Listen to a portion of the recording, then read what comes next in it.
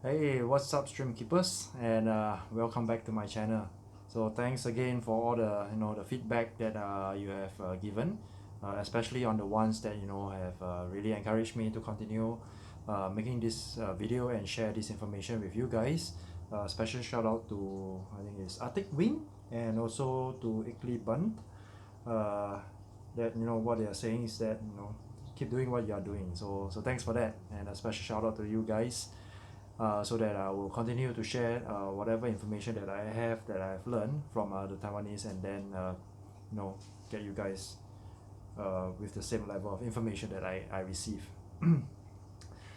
So today what I'm going to talk to you guys about is actually on the second pillar of the the, the the guiding principles, right? So the second pillar is actually breeding, and the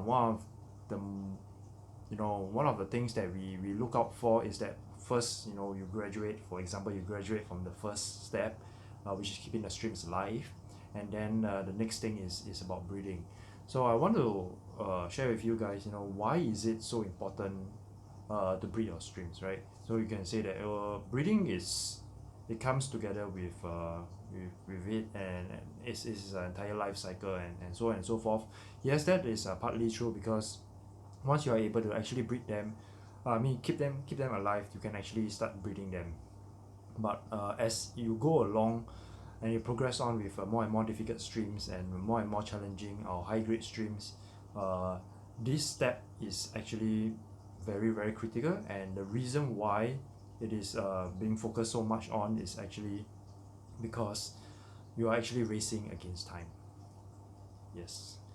Why do I say that racing against time is because the lifespan of the stream is rather short, right? Probably about 2 years, or plus or minus. And the breeding period, the breeding, the whole cycle, and that at most you get maybe a good 1 year, right? So during that 1 year where the female is consistently breeding, we really want to ensure that every single breeding cycle that the female is actually going through, you will try to maximize as much as possible. And one of the reasons is because if you lose one cycle, that means it is one more month, and that not all the females will breed at the same time, and that is the reason why having more females in the colony, in the breeding setup is rather critical. So I would like to break this into maybe two broad categories of how do I actually encourage the streams to breed better and more consistently.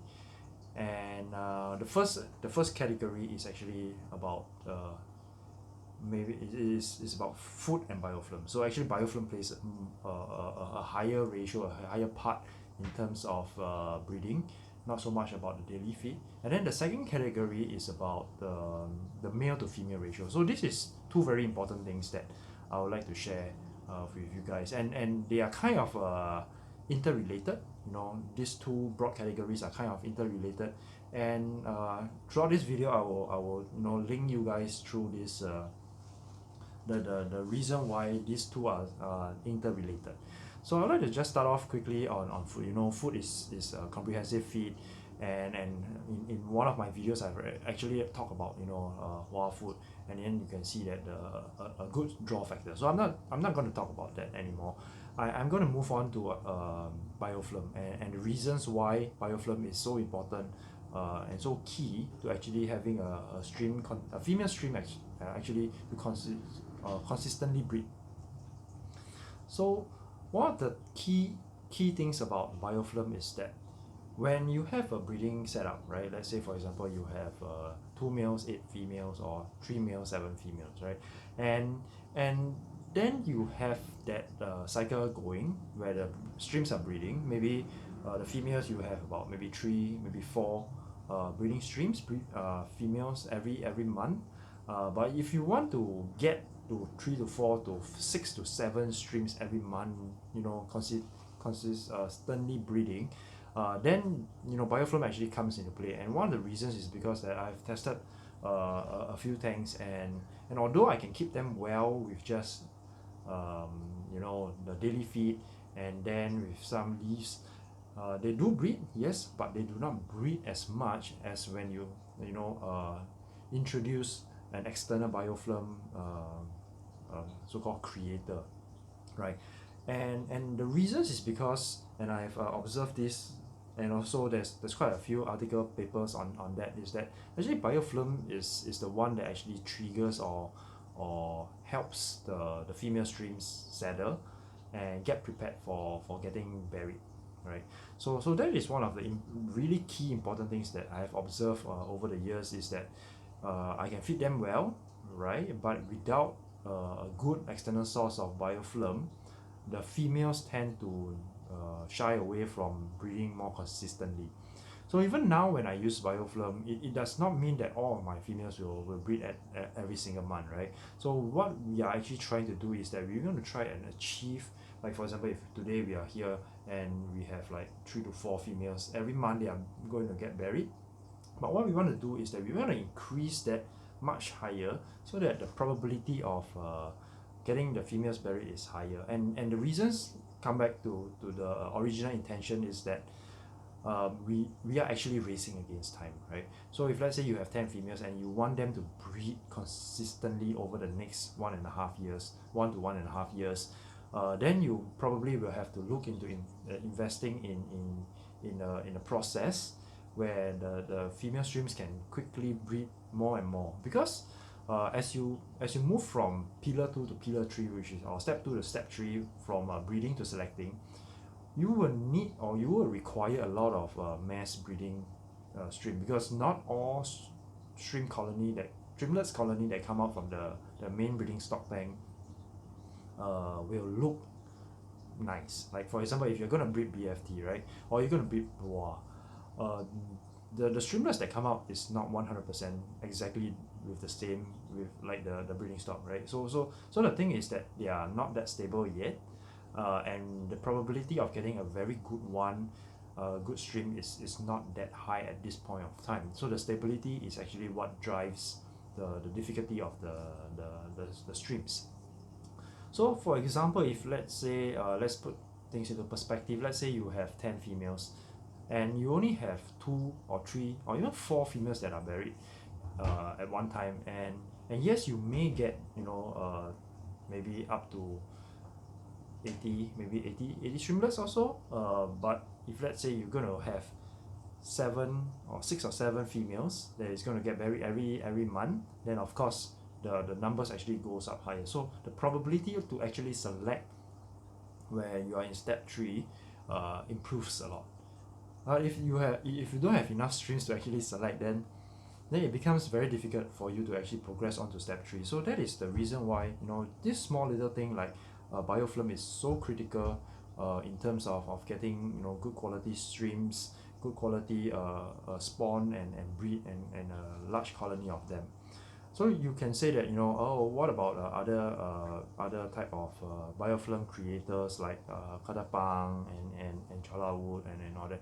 So I do not have anything against them, but I would like to actually point out that, you know, I have also received feedback from some of the breeders saying that, you know, after Chola wood, after maybe a year or so, it kinds of degrade, and then it starts to decompose, and it doesn't do really well. So I think knowing how to use it is important.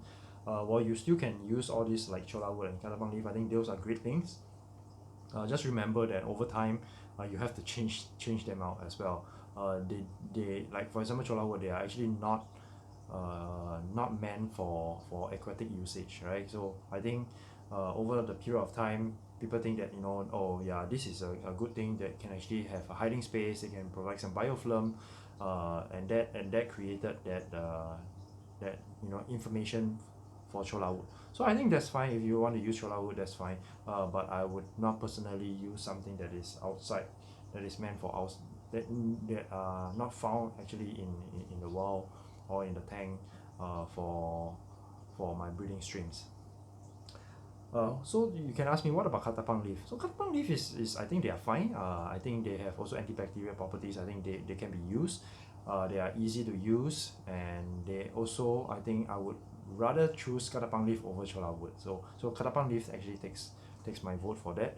And of course, something that I can really control well is actually calyx ball or the lupao, because those I can actually see and control the amount of biofilm growing on them. So all my tanks actually have the calyx ball and lupao, so they actually help me, you know, in terms of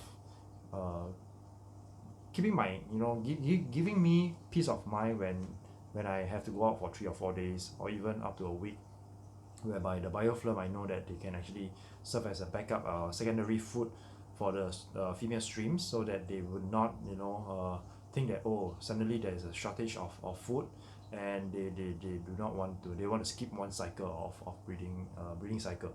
So little things like this is plays an important role in a long term, and one of the reasons is because, like I mentioned, that we are racing against time, and each and every single month is actually a brand new month for the streams to actually breed.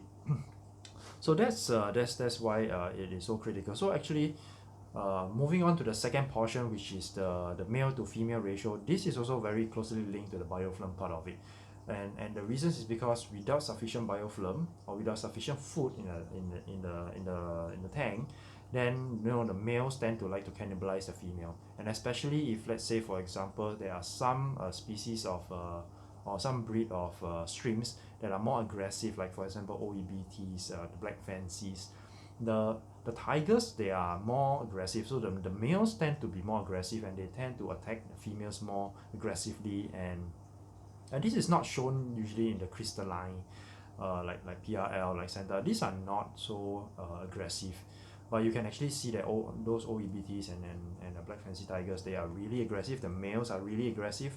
When a female moult, they will go and attack the female, trying to mate with them.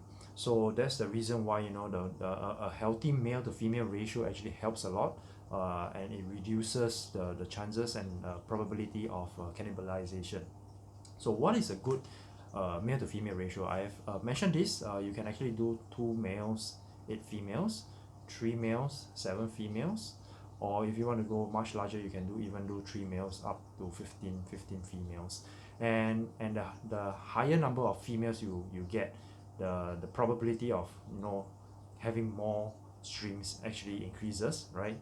You know, is purely mathematical. So you have a lot of female, and if all else is equal, you have all the biofilm, you have all the water parameters set up right, then you will get a lot more streamlets. And from that streamlets, you can actually then select them out to use the ones that you actually like. So these are actually the 2 biggest category that actually helps improve breeding. It's not so much about these single parameters, and that is also coming back to the point of racing against time. And this is why it is so important, you know, that small little things like this actually helps in the long run. So when you guys are actually you know, said and done in terms of that the breeding pillar, or the second step, then you can actually move on to the third step, which is selective breeding. So I have already in one of the live streams, I actually mentioned about, you know, the methodology of selective breeding, and how many tanks you actually need them to breed selectively breed a stream. However, you know, before we can actually go into the third vertical, you have to be very well versed in the first and the second vertical, which is keeping the streams alive and then breeding them. So when you start to breed them, you start to have a lot more clutches of streamlets, and then from there you can then select them out. So breeding streams is the 2 broad categories, like I mentioned, that influence highly is food, biofilm, and then the male to female ratio. These 2 things, to me, that is something that I watch a lot. I mean, I notice a lot, or I observe a lot, to ensure that they continue to breed over time. So that's I think one of the, so I think this is one of the things that I would like to share in this video. So thank you guys for the, you know, the encouragement that you have been giving me. I know that it is not not easy. You know, sometimes it's not easy for you guys to spend you know those long time to actually listen through some of my videos, but I certainly appreciate the time that you guys take in terms of commenting. So if you really like my video, please remember to subscribe and give it a thumbs up, and if there's any questions or anything, feel free to continue to reach out to me. And just remember, if you can have any comments below, just write them down, because like for example on the last one, I had the feedback regarding that wind. So my air conditioning is actually blowing downwards towards the mic. So in this video I actually twist a little bit, you know, I move a little bit and ensure that the wind does not come down, and I'm actually closer to the mic this time round, which helped me improve. I believe it will improve the voice and the entire video. So thank you guys, and peace out.